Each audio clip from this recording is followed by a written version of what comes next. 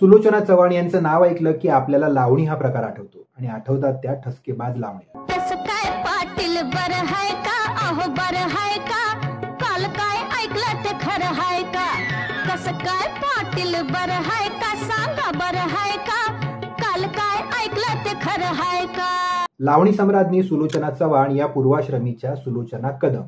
लावणी या प्रकारावर अधिराज्य गाजवणाऱ्या सुलोचना चव्हाण यांच्या गायकीचा उदय मात्र हिंदी चित्रपटातून झालाय यावर कोणाला विश्वास बसणार नाही।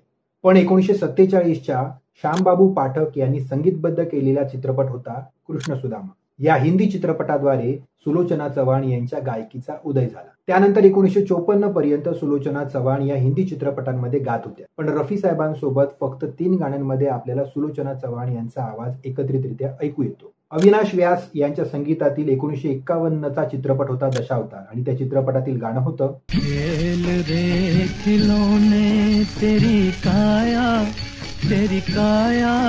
नी जानी रे काया माया छाया मिलकर कहते यही कहानी। त्यानंतर श्याम सुंदर यांच्या संगीतातील 1951चा चित्रपट होता ढोलक।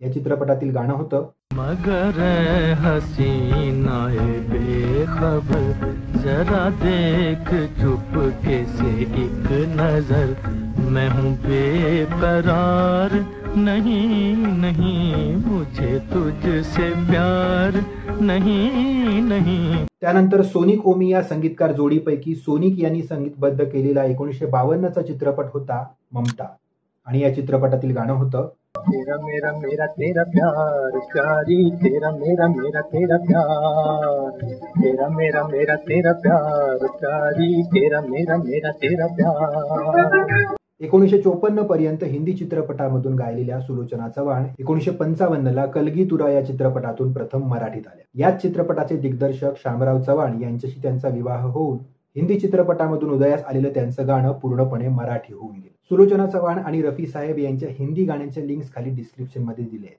गाणी नक्की ऐका। आणि आजची माहिती आवडल्यास लाईक कमेंट शेअर करा, चॅनलला सबस्क्राईब करून बेल आयकॉन प्रेस करायला विसरू नका। पुन्हा भेटूच एका नव्या भागात एका नव्या ऑफबीट गोष्टीसोबत। धन्यवाद।